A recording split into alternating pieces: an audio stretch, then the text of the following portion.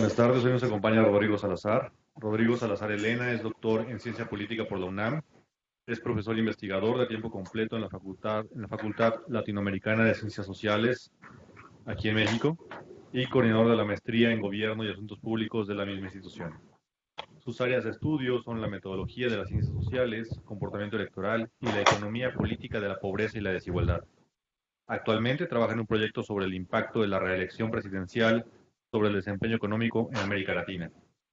Algunas de sus publicaciones recientes son Chiapas 2000, la candidatura de Pablo Salazar Mendiguchía en el libro Alianzas contra Natura o Antihegemónicas, las alianzas PAN-PRD en los estados mexicanos en el 2007, Venezuela y el fin del giro a la izquierda en América Latina, desempeño económico y liderazgo, en el libro Fin del giro a la izquierda en América Latina, gobiernos y políticas públicas, también de 2017, y el impacto electoral de la evaluación del combate al narcotráfico en México, en el libro Poderes y Democracias, la política subnacional en México, del año 2016.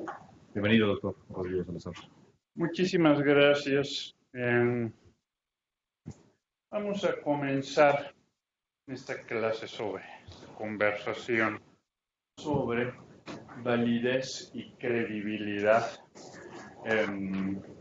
Voy a empezar haciendo una mención del origen de estos dos criterios de validez y credibilidad aplicados a la medición, o son criterios que nacieron como aplicados a la medición, ¿verdad? Entonces voy a empezar con un ejemplo. Y cuando hablo de medición, hablo pues claramente de investigación cuantitativa, ¿no? Entonces, el asunto es que los criterios de validez y credibilidad nacen asociados con la investigación cuantitativa, la medición y los resultados de la investigación cuantitativa. Voy a empezar con un ejemplo muy claro, a mi parecer, es típico de hecho, que es el termómetro, ¿vale? Primer punto, ¿para qué tenemos termómetros? Bueno, para muchos de ustedes será evidente, ¿verdad? Para saber si el hijo está enfermo. Esa es una. Para el resto de las personas, tenemos termómetro para tener, le voy a decir así, un acuerdo intersubjetivo. ¿Vale? ¿En qué sentido? Supongamos que nos vamos a bañar dos personas, una después de la otra. Y la primera persona se mete, se baña, sale y uno le pregunta, ¿cómo está el agua? Y te dice, tibiecita, ¿verdad? Bueno, estaba tibiecita, suena como bien, ¿verdad? Ni muy, muy, ni tan, tan. No tibia, tibiecita, ¿verdad? Ese es un término que utilizamos, ¿verdad? Es algo que escuchamos y usamos. Pues bueno, si a mí me dicen eso, digo, me voy a meter al agua porque está tibiecita, voy a sentir agradable, me meto y digo, ¿qué pasa aquí? Están pelando pollos, siento que me estoy quemando, ¿verdad? Así en carne viva, qué cosa tan horrible. Ok, no me pasó necesariamente, pero están de acuerdo que es algo que puede pasar, ¿verdad? ¿Qué tenemos ahí? Dos instrumentos tomando la temperatura a un objeto. El objeto al que se le toma la temperatura es el agua y el instrumento es pues nuestros respectivos cuerpos, ¿verdad? Utilizamos, cuando hacemos así, nuestro cuerpo es un instrumento de medición, o cuando nos vamos a meter a la alberca, ¿verdad? Nuestro dedo pulgar es un instrumento de medición. Pero vean ustedes, aplicamos dos instrumentos al mismo objeto y obtenemos mediciones distintas, ¿verdad? El primer instrumento, que es el cuerpo de esa persona que recién se bañó, pues arroja la siguiente temperatura, tibiecito, ¿verdad? En cambio, cuando yo meto la mano y siento que se me calcina, ¿verdad? Pues digo, esto es caliente al nivel infierno, ¿vale? Entonces ahí tenemos dos mediciones distintas. ¿Qué está pasando aquí? Que la vivencia subjetiva del mismo objeto es distinta. ¿Vale? ¿Qué resuelve el termómetro? Pues produce un acuerdo intersubjetivo, ¿no? Es decir, las dos personas vivimos distinto la temperatura del agua, pero si el termómetro arroja, qué sé yo, 37 grados, no siquiera tengo idea de qué estoy diciendo, pues suena algo como que podría ser acertado para el ejemplo, 37 grados, pues tú la vivirás como una temperatura muy agradable, yo la viviré como lamentando el día en que nací, ¿verdad? Pero los dos estamos de acuerdo, ¿no? 37 grados. Eso dice el termómetro. Nuestra vivencia subjetiva no se anula, ¿verdad? No es que yo digo, no, pues si dice 37 ya me voy a meter y como si nada. No, no, no es así, ¿verdad? No es así. Nuestra vivencia, nuestra subjetividad, nuestra experiencia del objeto no se anula ni esa diferencia. Lo que tenemos es un acuerdo intersubjetivo, ¿vale? Entonces, en la medida en que el termómetro funcione, ¿no? Va a ser un termómetro que cubre los requisitos de confiabilidad y validez. ¿En qué sentido el termómetro va a ser un instrumento confiable? En que si yo aplico el instrumento a distintos objetos con las mismas características, me va a arrojar el mismo valor, la misma medición, ¿vale? Es decir, va a ser un instrumento, eso lo hace un instrumento confiable. ¿Y en qué sentido se puede decir válido? En este caso es un instrumento válido si mide lo que dice que va. En este caso, la temperatura, ¿vale? Ahora es un instrumento de medición cuantitativa, de hecho arroja un número, ¿verdad? Claro. Una duda al respecto. En este caso, credibilidad es sinónimo de confiabilidad. ¿Así Muy bien, perfecto. Te me adelantaste unos 10 minutos, entonces no voy a contestar ahora nada más por el flujo de la narrativa, pero precisamente ese es el puente que hay de este instrumento a la investigación cualitativa. Muy bien, efectivamente. Entonces, la idea es esta. El instrumento arroja un número y nosotros interpretamos el número bajo ciertas reglas muy precisas, ¿no? Particular, si son grados Celsius, yo ubico el 37 como, por ejemplo, digamos, más cercano al cero, que significa punto de congelación del agua al nivel del mar. Sabemos también que en grados Celsius 100 significa punto de ebullición al nivel del mar. Entonces estos parámetros me sirven a mí también para ubicarme, ¿verdad? Cómo interpretar a ese 37, ¿no? Ahora, dependiendo también lo que uno busque, pues la ubicación será distinta. Papás, ¿qué es lo que nos sirve para ubicarnos en el termómetro? ¿Verdad? Parece que hay un umbral de preocupación, ¿no? Por abajo de 39 no hay bronca, el niño está bien. 39 para arriba, fiebre, ¿no?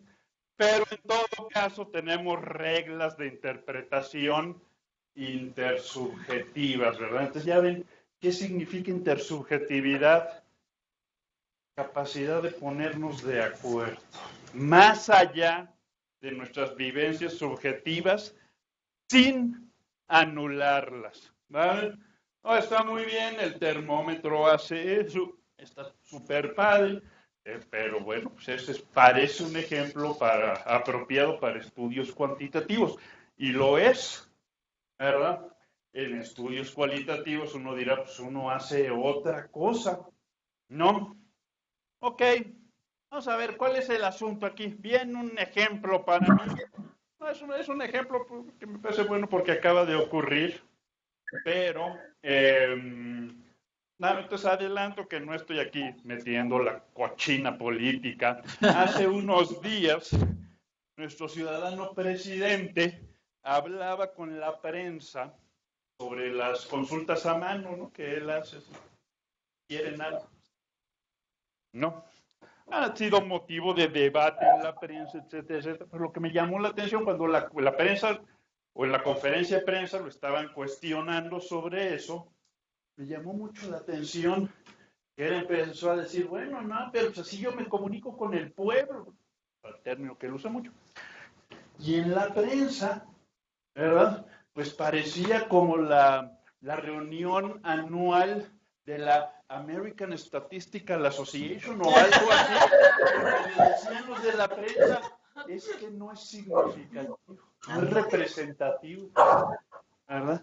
No es representativo. Eso le acaba la prensa. Me llamó muchísimo la atención, ¿verdad?, los miembros de la prensa reprochándole a López Obrador, que aquí no estoy aquí de si tienen razón o no, técnicamente, y eso es más notable aún, la tienen, ¿verdad? Es una muestra, o sea, por supuesto, la gente que está ahí así, ¿no?, que le preguntan y dice que sí o que no, según lo que se les indique, es una muestra, ¿verdad?, porque es un subconjunto que proviene de una población más amplia, pero no es una muestra aleatoria.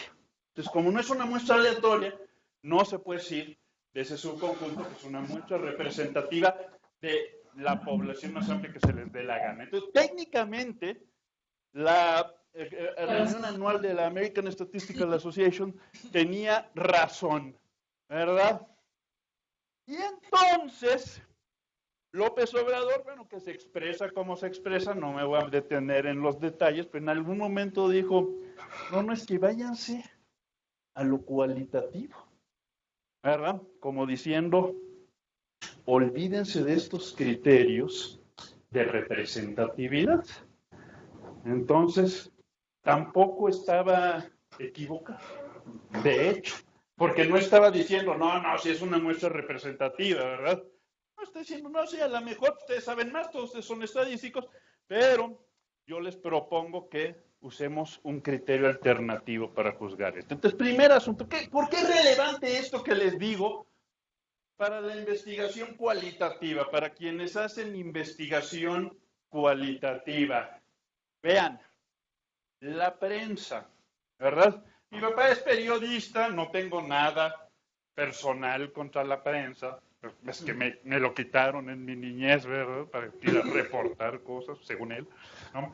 Nada personal contra la prensa, ¿no? Pero lo que quiero decir, pues no es un público que se caracterice por su formación en métodos cuantitativos o su formación en inferencia estadística, ¿vale? Que es una, pues, ¿qué les puedo decir? Pues es un tema bastante complejo, ¿verdad? Es decir, cómo se relaciona una muestra con la población más amplia. Pues no son enchiladas, ¿verdad? No son las notas de TV y novelas, si existe aún, ¿no? Pero a ver, ¿eso qué quiere decir? Que la investigación cualitativa o es parte de una situación social en la que los resultados de la investigación, su credibilidad, hasta qué punto son convincentes, es juzgada esa investigación con criterios cada vez más severos y en un público cada vez más amplio, ¿verdad? Y es más, precisamente porque no se trata de público necesariamente formado en cuándo es apropiado o no aplicar criterios de estadística inferencial, ¿no? Pues muchas veces se nos podría juzgar con ese tipo de rigor. Entonces, ¿esto qué quiere decir? ¿A qué voy? En la llamada guerra de los paradigmas, o sea, eso existió, ¿verdad? Una guerra entre nerds, cero Star Wars, así le pusieron, guerra de los paradigmas, ¿no?, entre cuantitativos y cualitativos, 70s, 60s, un poquito en los 80s, ¿no? Pues parte del consenso en la investigación cualitativa es que los criterios de confiabilidad y validez no son pertinentes para la investigación cualitativa. ¿Vale? En ese momento. ¿Ok? Pero ahora, lamentablemente, después de una experiencia en la que también pues, muchos practicantes confundieron la ciencia cualitativa, la investigación cualitativa es distinta, que es correcto, pues algunos confundieron con no hay criterio de rigor que nos aplique, ¿verdad? Entonces, lamentablemente, pues en muchos casos los practicantes pues empezaron a dar la impresión de que la investigación cualitativa pues era fronteriza con la investigación de baja calidad, ¿verdad? Entonces, a partir de mediados de los 90 comienza a haber una reflexión sobre cómo nos pueden ayudar estos criterios de validez y credibilidad para concebir la investigación cualitativa en términos de investigación rigurosa. ¿Vale? Esa es la idea. Esto es un poquito de lo que vamos a hablar ahora, ¿no? Entonces, primero, vamos a ver. Entonces, estas nociones de confiabilidad y validez, vamos a empezar a definirlas en el ámbito en el que nacieron. De hecho, los términos comenzaron a ser usados o fueron acuñados y fueron muy usados en la investigación psicométrica, ¿verdad? Que bueno, la psicometría, la psicología y la psicometría pues, son las madres de las ciencias sociales empíricas, ¿no? Entonces, vamos a ver, cuando hablamos de confiabilidad, hablamos de consistencia con la que la investigación produciría los mismos resultados o mediciones de ser replicada, ¿vale? La idea de la replicación, de hecho, pues también es una idea muy desarrollada en los métodos cuantitativos y en la técnica, en los métodos experimentales, en el diseño experimental, ¿vale? Entonces, de hecho, para hablar de la idea de confiabilidad en términos cuantitativos, pues uno puede exponer esta idea en términos de una absolutamente hipotética replicación del mismo ejercicio muchísimas veces sobre la misma muestra o sobre distintas muestras de la misma población o muchas veces en la misma población, ¿vale? Y a eso le llamamos replicación. De hecho, es un ejercicio hipotético, pero bueno, del que proviene pues toda la teoría que guía y justifica, por ejemplo, los test de significancia estadística, por decir algo. Entonces, es la idea de confiabilidad. Ahora, validez. Cuando hablamos de validez, hablamos de precisión o exactitud en los resultados o mediciones. ¿Vale? Te lo estoy llevando esto en términos de sus significados originales, ¿verdad? Insisto, muy apegados a la investigación o tradición cuantitativa. De hecho, la validez, por cierto, aquí yo básicamente me dedico a los métodos cuantitativos, o de ahí salí, ¿verdad? Pero bueno, como los entiendo, pues no me pongo dogmático, sé de qué pie cojean, ¿verdad?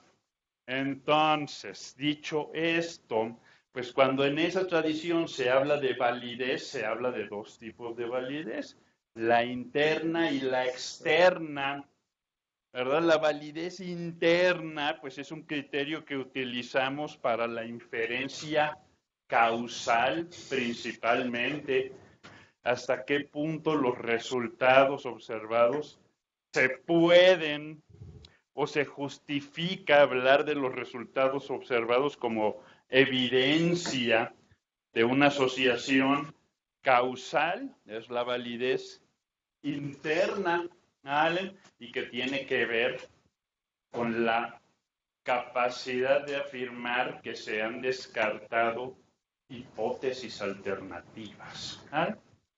Entonces, esto es nada más para irnos ubicando.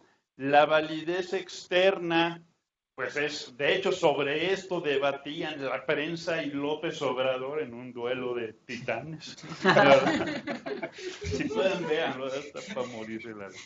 Entonces, validez externa, cuando yo estudio un conjunto, una población o un subconjunto de una población, pues hasta qué punto puedo afirmar que lo que observo, o puedo usar lo que observo en el subconjunto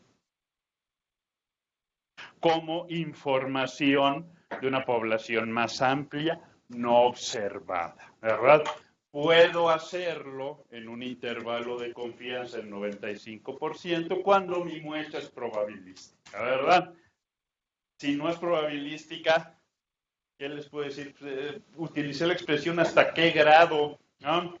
Más bien diría, es sí o no, ¿verdad? O sea, si la muestra es probabilística, puedo extrapolar. Si no es probabilística, ¿cuál es el asunto? Pues en principio lo que observé es válido para el conjunto de sujetos u objetos observados y ya, ¿verdad? Esa es la idea, entonces. Estos conceptos nacen en este ámbito y con este significado, ¿vale? Ahora uno podría decir, y es lo que se decía con mucha razón, se ponía esto y todavía se usan esos argumentos, pero bueno, se empezó a esgrimir en la guerra de los paradigmas. Me encanta decir eso.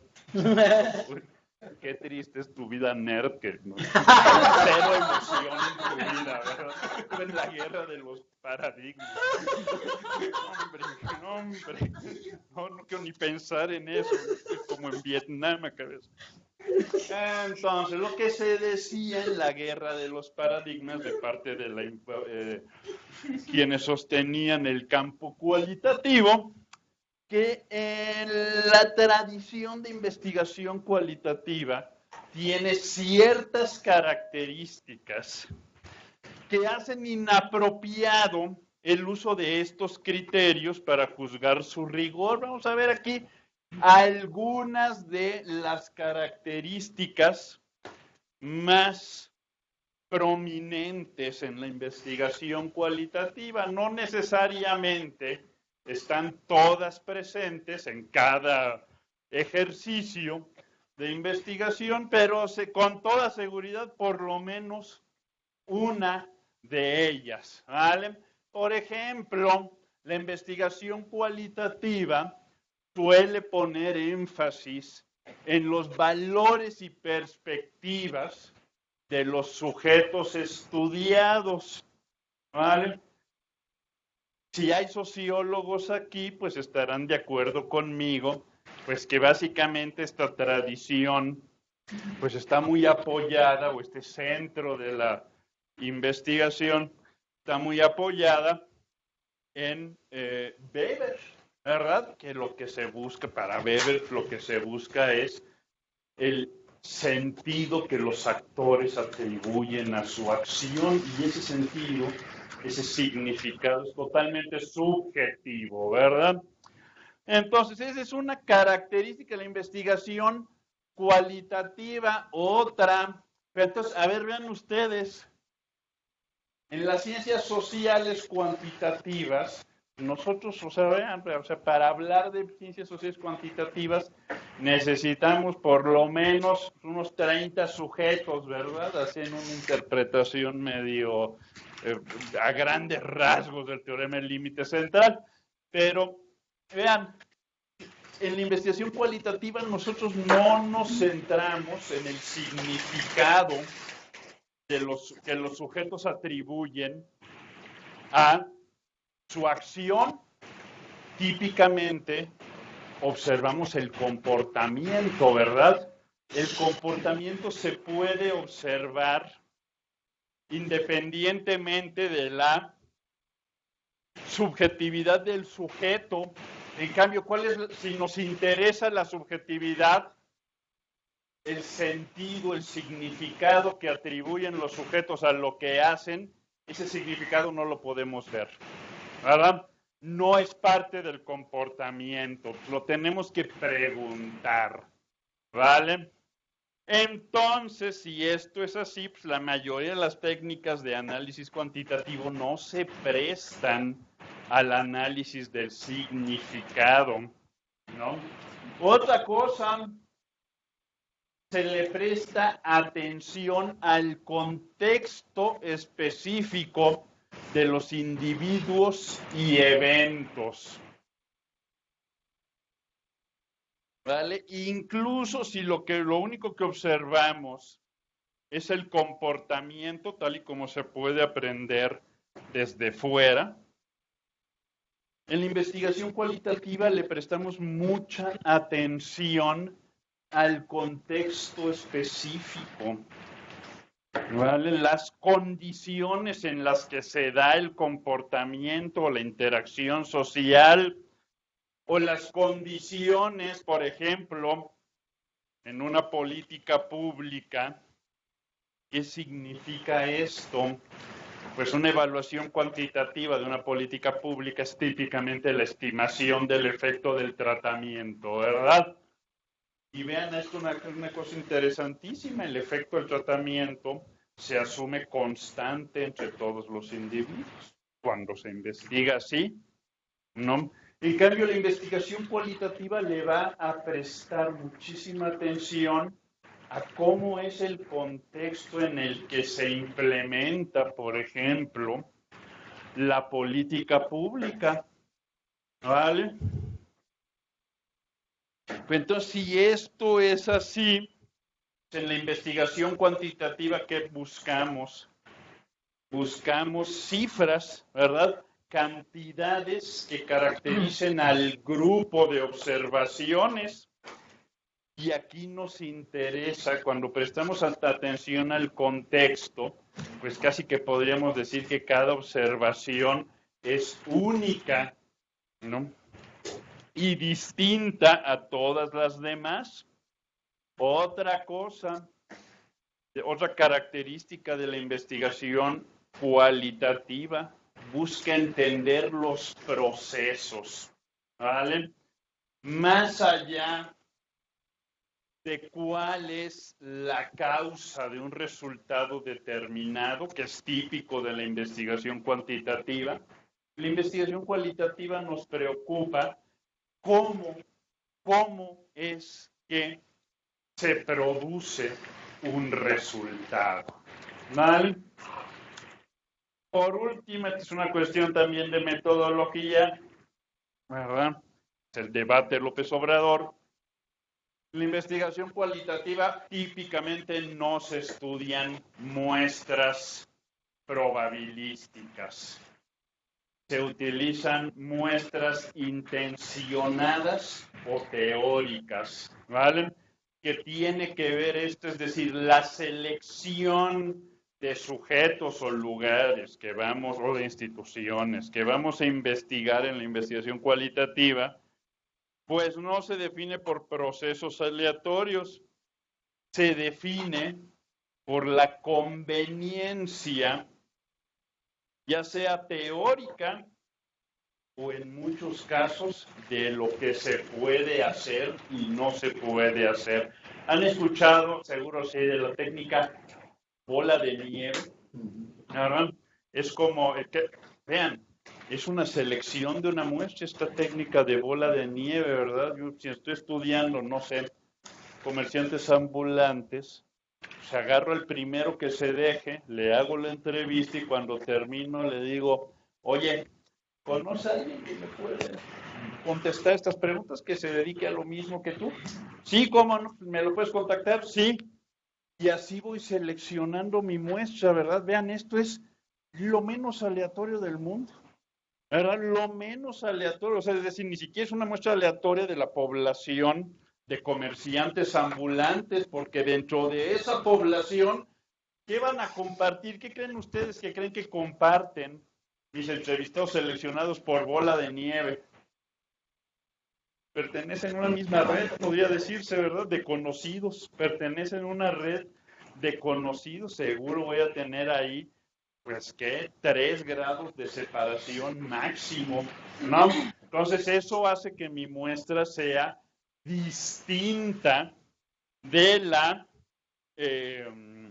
población en general. Comparten una característica que la hace diferente a mi muestra. Entonces, desde un criterio cuantitativo, pues esa muestra sería descartada, ¿verdad? Y sin duda no puedo en principio generalizar, pero eso no quiere decir que voy a hacer un estudio chafa, ¿verdad? Vamos a ver, pues en todo caso a lo que voy es entonces mi criterio de representatividad estadística, pues tampoco sería apropiado para juzgar las muestras utilizadas en la investigación cualitativa, ¿vale? Entonces, pero como les decía, si no aplican estos criterios en un sentido muy estricto, pasada la guerra de los paradigmas, pues se recuperó al menos este vocabulario en el sentido de decir, finalmente, confiabilidad y validez son criterios de rigor en la investigación. ¿Y por qué es importante tener criterios de rigor? Sobre todo lo importante, una vez más, no es tanto tenerlos, ¿verdad? Lo importante es tener criterios compartidos, ¿no? Porque el rigor, ¿qué les puedo decir? Si le preguntan a mi mamá, pues yo soy el muchacho, en primera soy un muchacho, en segunda pues soy de lo más talentoso y de lo más apuesto que se ha visto en estas cochinas tierras y en otras cochinas tierras. Si le preguntan a mi mamá, y si me preguntan a mí, concuerdo, ¿verdad?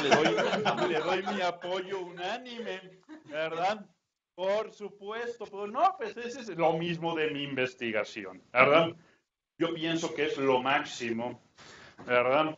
El rigor es importante porque son criterios compartidos para juzgar la investigación o los resultados de otros, o visto desde nuestro punto de vista. Son criterios con los que se va a juzgar nuestro trabajo, ¿vale? Y son buenos criterios, o son criterios que se hacen valer pues, en la medida en que sean compartidos por una comunidad relevante, ¿verdad? Ya sean nuestros colegas, ¿no?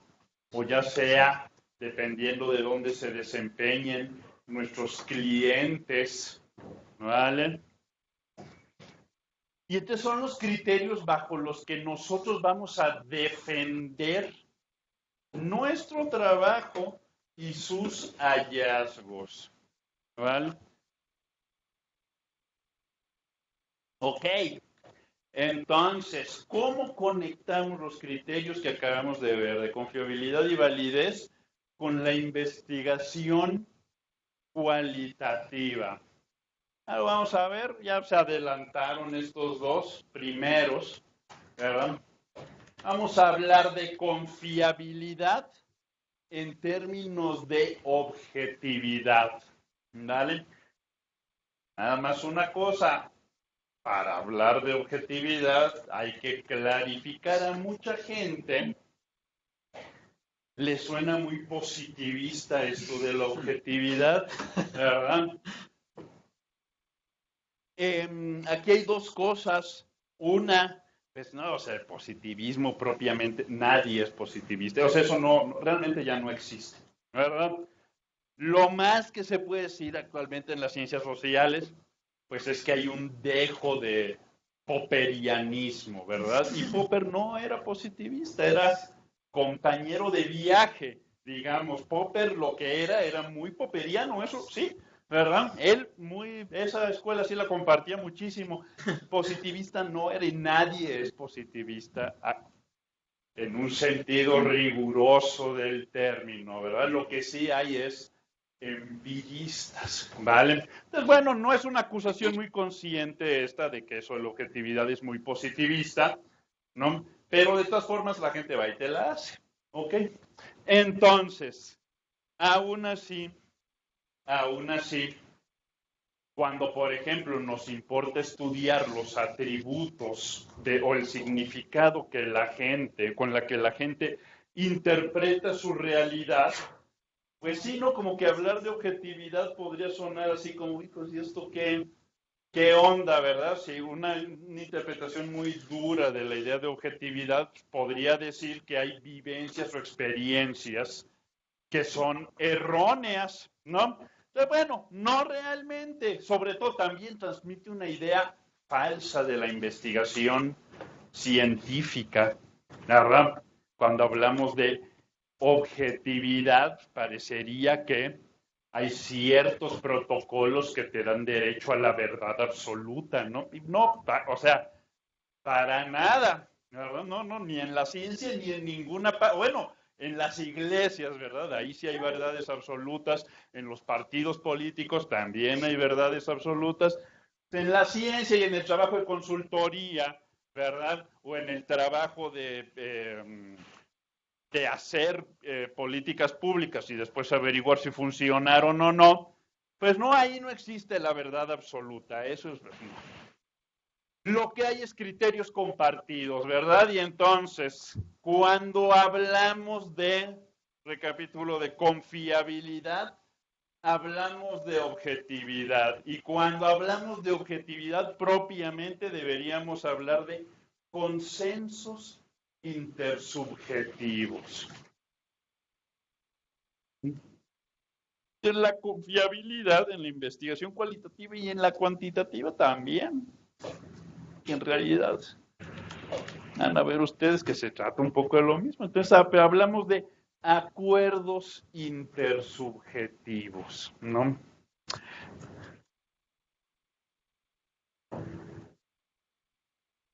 Y por otro lado, cuando hablamos de validez, ¿no? Que decíamos, a ver, en su significado original, validez interna, validez externa. Pues validez interna, si yo no estoy investigando efectos del tratamiento, ¿no? Como en la investigación cuantitativa, sino procesos, pues tal vez propiamente la idea así muy estricta de validez interna no aplica. Y si mis muestras son deliberadamente no probabilísticas, pues tampoco aplica la idea de validez externa, ¿no? O bueno, sí aplica, pero no aplica para desecharla. Es decir, por supuesto que aplica. Si mi muestra es bola de nieve, claro que no es representativa. Por supuesto, sí aplica, pero lo que no aplica es para por ello desechar el estudio, ¿vale? Entonces, vamos a hablar, cuando hablamos de validez en este contexto, vamos a hablar de credibilidad de nuestras observaciones o resultados, de ambos.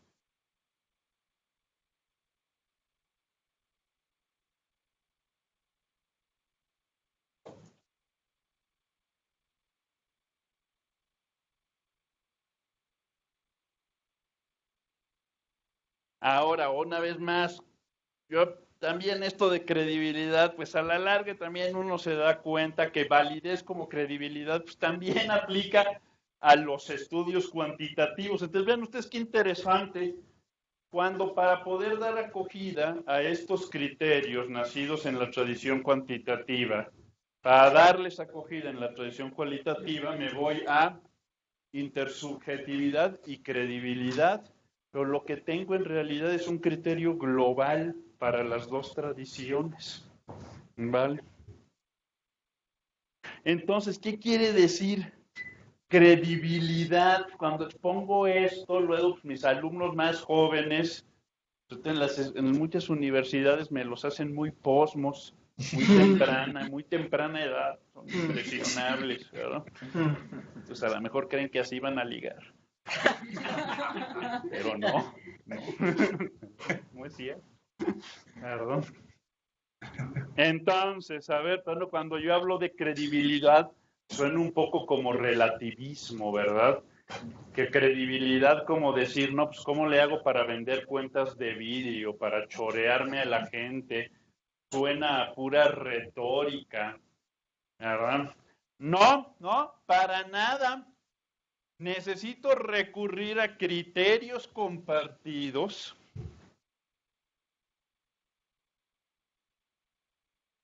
para mostrar, vean, en investigación cuantitativa, mis resultados son creíbles si muestro que deseché hipótesis alternativas.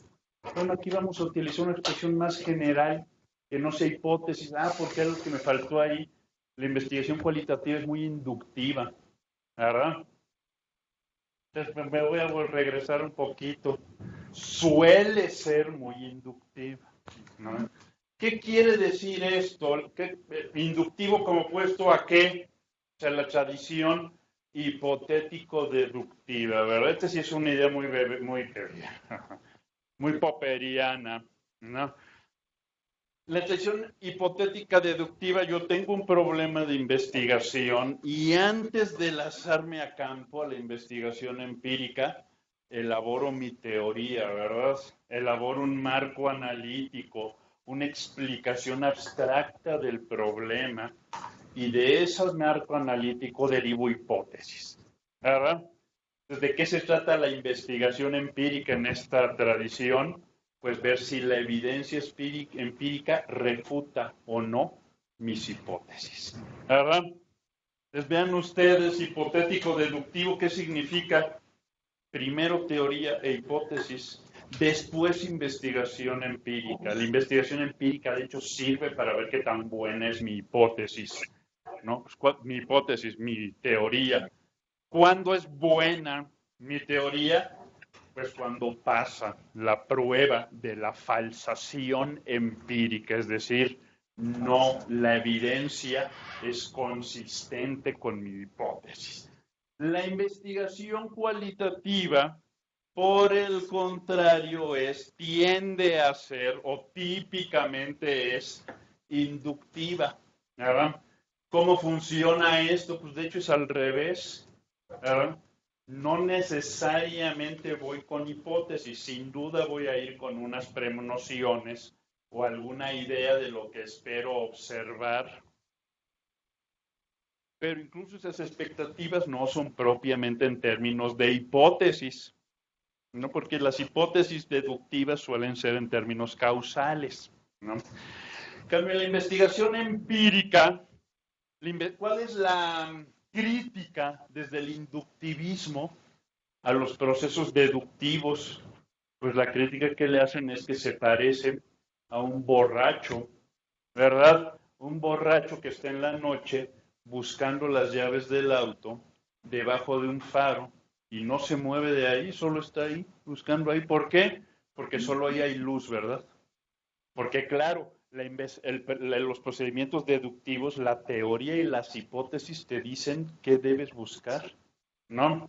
En cambio, la investigación inductiva es más abierta al descubrimiento, ¿verdad? A ir a campo, a hacer mi investigación empírica y ver qué me encuentro. Ahorita vamos a ver qué significa eso, ¿no? Porque pues, no cualquier cosa, o hay que tener mucho cuidado. No tengo hipótesis, no tengo propiamente teoría. Pues entonces, ¿qué significa ver qué me encuentro? Ahí hay un riesgo para la validez de mi estudio, ¿verdad? Lo adelanto, pues no estar buscando lo que se me dé la gana, ¿no? Y cerrarme hacia otras posibilidades, ¿no? Pero entonces, es muy inductivo. Entonces, en esos procesos inductivos, por definición, no hay una hipótesis formal, ¿vale? Se supone que yo estoy buscando en la investigación inductiva a ver qué patrones encuentro, a ver qué asociaciones hay ahí sin descubrir, tal vez desconocidas. Entonces, adelante. ¿Y cómo lidias ahí con la paradoja de la tabula rasa? O sea, A ver. no viene de ninguna parte. Bueno, o sea, claro, ese es el asunto, ¿verdad? Esa podría ser una crítica al inductivismo, que es una feroz que hace Bourdieu, ¿verdad? Pierre Bourdieu dice, no, es que eso no existe, que vas sin hipótesis. Por supuesto que vas, ¿no? Pero no te das cuenta, pero tú estás yendo con tus prejuicios, tus prenociones, tu ideología, entendida en un sentido marxista, ¿verdad? O no, pero en todo caso, ese es el asunto, ¿no? Entonces, cuando la advertencia de Bourdieu es, si dices que vas sin hipótesis, lo que estás haciendo es no controlar tus prenociones, ¿verdad? Y ni te das cuenta que estás yendo a buscar lo que quieres encontrar, ¿no? Estás construyendo una justificación para tus prejuicios. Por supuesto, exactamente, ¿no? Ahora, eso vamos a ver, es una amenaza a la validez de los resultados. Y entonces también lo vamos a abordar en breve, ¿no? Pero sí, conviene tener en cuenta que no existe el inductivismo en estado puro, ¿verdad? Es decir, que vas sin teoría y sin hipótesis, ¿no? Bourdieu le llamaba a esa teoría no asimilada, no domesticada, no concientizada, que llamaba sociología espontánea, ¿verdad? Es decir, si a mí me preguntan ahorita de la crisis migratoria, yo digo algo, ¿verdad? No soy experto en el tema, no, realmente no tengo idea, ¿verdad? O sea, tengo la experiencia directa de haber migrado, pero tenía 3 años y francamente no me acuerdo, ¿verdad? Pero bueno, algo voy a desarrollar una explicación y voy a hacer lo que Bourdieu llamaba un sociólogo espontáneo, divertidísimo, ¿verdad? Que claro, pues uno puede explicar lo que se le dé la gana, pero son teorías, ¿no? Pero no son rigurosas, ¿no? Son mis prenociones, son mis prejuicios, ¿verdad? Según Bourdieu, esos prejuicios reflejan educación a intereses de clase y posiciones en una jerarquía social. Entonces, bueno, siempre es muy ilustrativo leer a Bourdieu en este sentido, ¿verdad? Que a veces era como un caballo de Troya ahí destruyendo falsas nociones. Pero en todo caso, pero igual, dicho esto, de todas formas, no se puede hablar de validez interna a rajatabla en la investigación cualitativa, sobre todo cuando adquiere este carácter inductivo, ¿no? Pero entonces vamos a hablar de credibilidad, ¿vale? Como les decía, quienes hacemos métodos cuantitativos con cierta conciencia de lo que estamos haciendo, pues sabemos que en los métodos cuantitativos mis resultados van a ser válidos si acepto ciertos supuestos, siempre. Supuestos además que no se pueden demostrar, ¿no? Con evidencia, siempre. Entonces mis resultados, mis hallazgos, ¿cuándo son válidos? Cuando esos supuestos son creíbles. ¿Verdad? Entonces, ¿a qué voy con esto?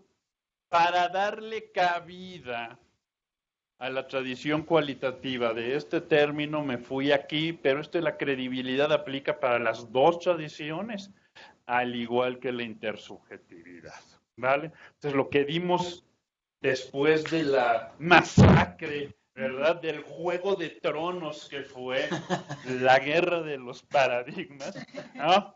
después de todo ese horror, a lo que llegamos de hecho fue a ampliar los criterios de validez y fiabilidad para que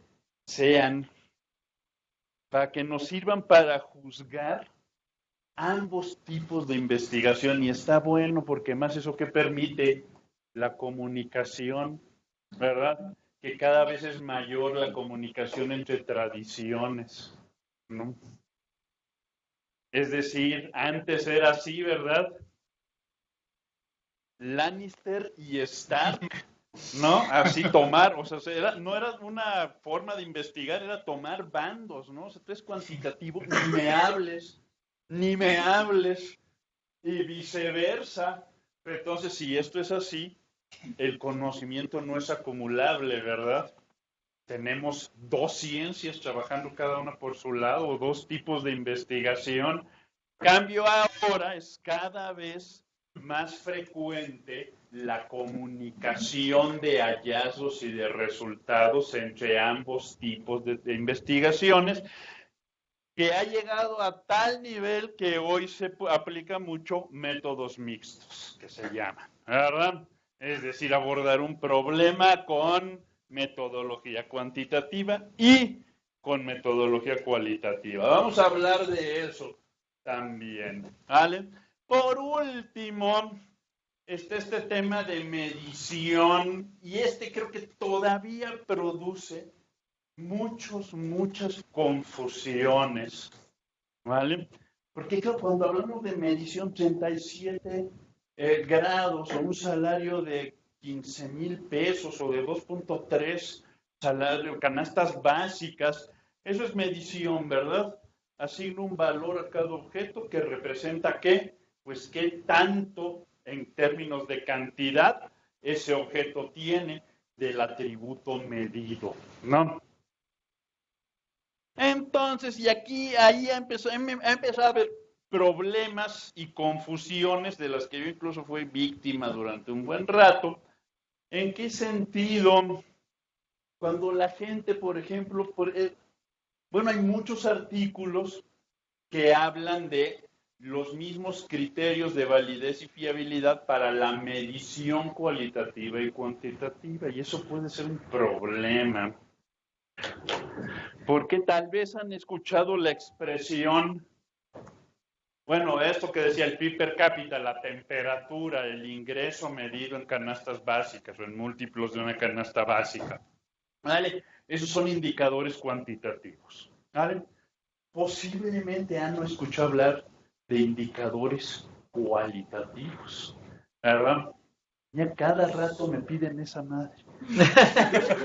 Hay dos cosas que me dan miedo, terror, así, pavor, cuando me piden indicadores cualitativos y cuando me piden clusters. El segundo me da terror porque en este segundo caso, normalmente no es que la gente, el cliente esté confundido, es que no tiene idea de qué quiere. Pero entonces, aquellos de ustedes que sean consultores, hijos, sí dediquen mucho tiempo a platicar con su cliente hasta que él o ella tengan claro qué quieren, ¿verdad? Se van a evitar muchos problemas. Y si quieren clusters, recen. Porque puede, quién sabe qué hay atrás de eso. Pero en el caso de indicadores cualitativos, la expresión se usa muchísimo, pero muchas veces se concibe como algo radicalmente distinto a a indicadores cuantitativos, ¿vale? ¿Por qué digo que me pongo a temblar cuando me piden eso? Algunos de ustedes tomó una clase así de introducción a métodos cuantitativos, pues en la parte de medición habrá visto en su clase pues, la escala de medición, ¿verdad? Y la escala o los niveles de medición más propiamente. Y ahí vamos a ver que existen variables cuantitativas y variables cualitativas. ¿verdad? Las variables cuantitativas son las de intervalo, razón, y son las que más propiamente utilizamos. Es en las que más propiamente pensamos cuando hablamos de indicadores cuantitativos, pero las variables cualitativas, ¿qué son? Bueno, pues, por ejemplo, si yo estoy midiendo el atributo sexo, hombre o mujer, ¿verdad? Vean ustedes, no existe algo así. Que suena como mi teléfono. No existe algo así como una mujer de la que podamos decir que es menos hombre que un hombre. ¿Sí ven? No tiene sentido, ¿no? Casi puedo comparar el ingreso en esos términos, ¿verdad? Yo puedo decir, esta persona tiene más ingreso que esta otra, ¿verdad? Con esta variable, el sexo, eso no tiene sentido. Son diferencias no de cantidad, sino de clase, ¿verdad? Tampoco puedo decir que un perredista es mucho más perredista que un priista. ¿Sí se dan cuenta que es una tontería? O sea, no tiene sentido, ¿verdad? Por eso existen las variables cualitativas, para detectar diferencias no de cantidad, sino de clase, ¿no? Bueno, pero son variables y se utilizan en la investigación cuantitativa, ¿verdad? Entonces, muchas veces cuando pensamos en estos términos y cuando pensamos en variables cualitativas o en indicadores cualitativos, pues esta línea de pensamiento nos lleva a pensar que la investigación cualitativa se caracteriza por utilizar variables cualitativas. No, para nada. Para nada. La investigación cualitativa, de hecho, se caracteriza por la forma de analizar e interpretar la información, ¿vale? Entonces, de hecho, si usted lee en un estudio cualitativo, por ejemplo, no sé, de un migrante, historias de vida de migrantes del norte de África en Francia, por decir algo. Si son historias de vida, no vamos a ver ninguna variable cualitativa en ningún lado, ¿verdad? Es una persona que va a contar su experiencia, cómo la vivió, qué cosas se enfrentó, cómo la interpreta. No van a ver ni una sola variable cualitativa ahí. Pero sí van a ver, entonces yo diría que en vez de hablar de medición en este terreno, y las variables cualitativas pertenecen al terreno de la medición, solo se llaman cualitativas porque detectan qué clases, ¿verdad? Cualidades, propiedades. La investigación cualitativa tal vez es más apropiado hablar de observaciones cualitativas.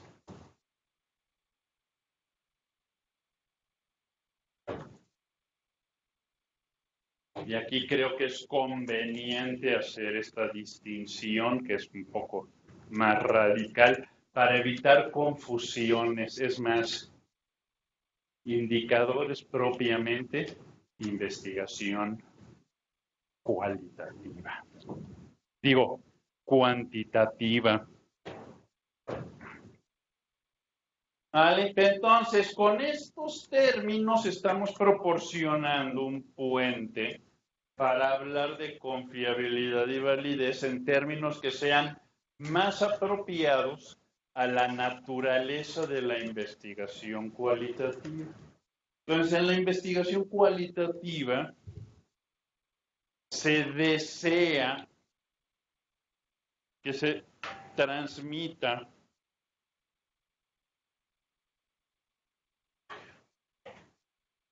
o que hay un acuerdo intersubjetivo sobre aquello que reporta la investigación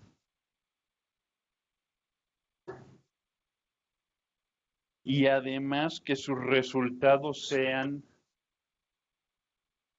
creíbles, ¿vale? ¿Resultados en qué términos? ¿Qué quiere decir un resultado?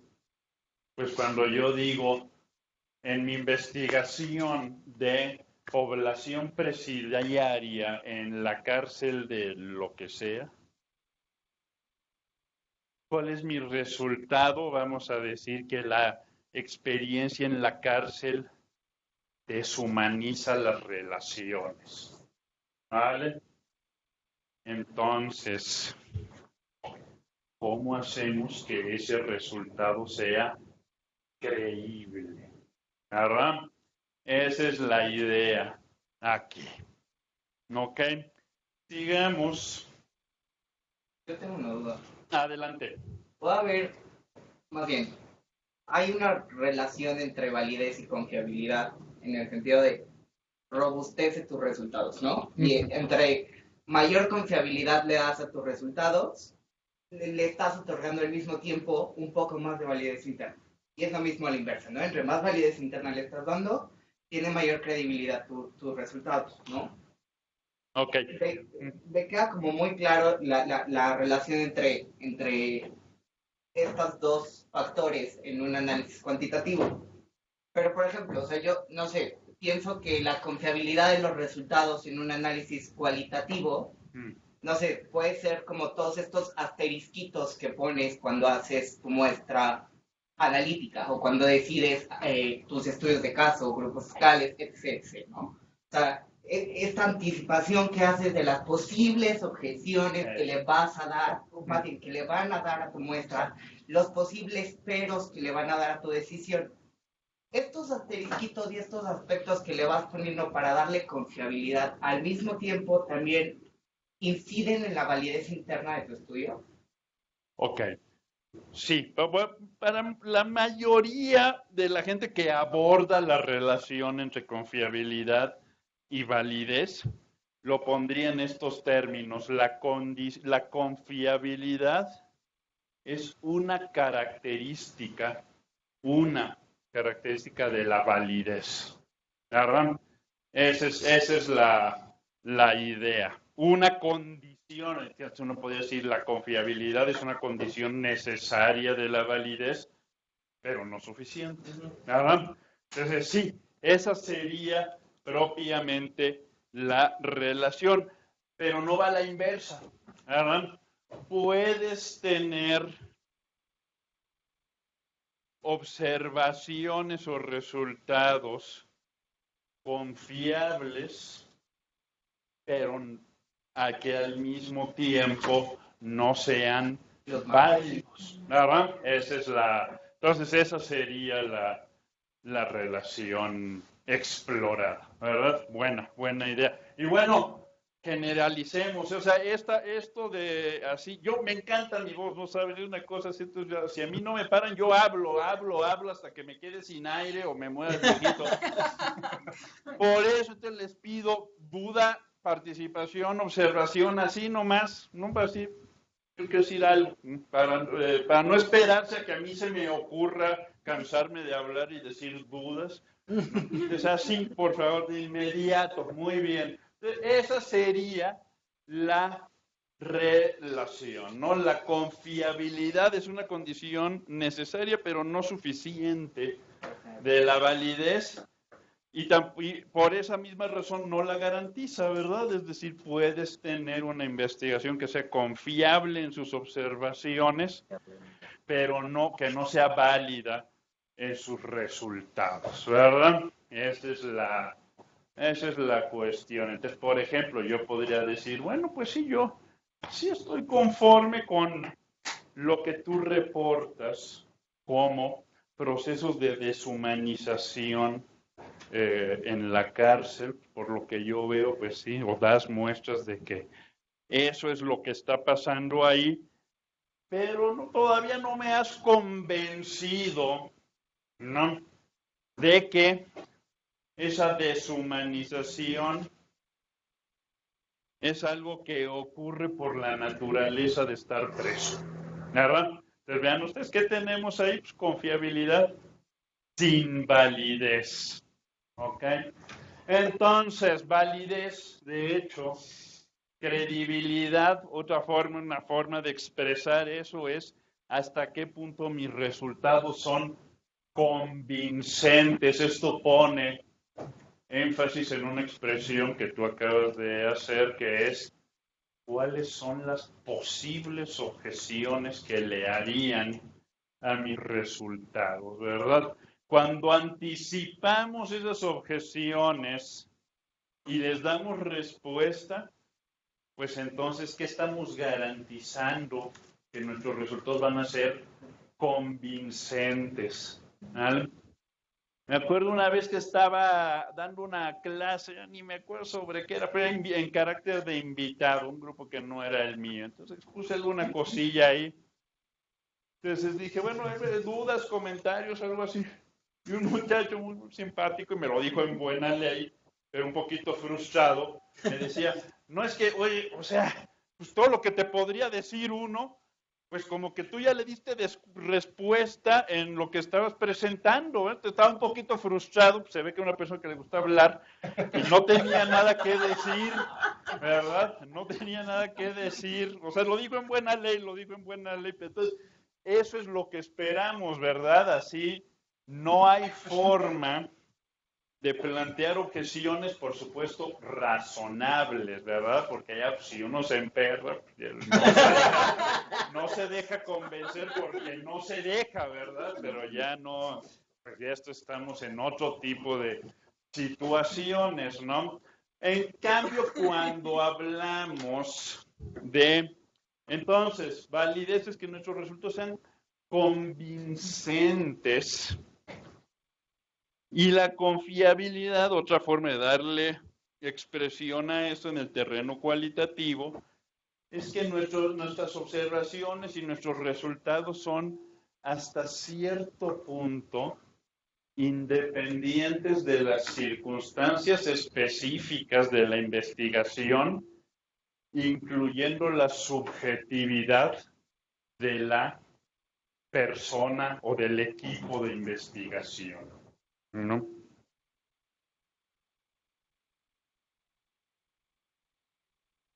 Entonces, sigamos. Vamos a hablar primero, a ver, otra vez.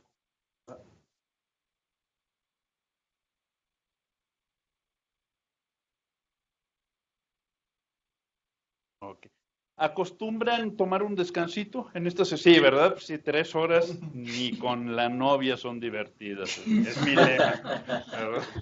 Me la vivo dando clases de 3 horas. No está bien. Bueno, vamos a hablar nada más un poquito de confiabilidad aquí y de cómo se construye la confiabilidad. ¿Vale? Vamos a ver, en la investigación cuantitativa, adelante. El receso es a las 7:30. Ah, ok. Entonces yo creo que es buen momento. ¿Son qué? 7:36. No, entonces sí, tomamos el receso. O sea, si no abro un tema para decir 4 minutos y vámonos, ¿no? Entonces sí. Entonces, unos, ¿qué? ¿Cuánto es? 10 minutos. 10. Ok, perfecto.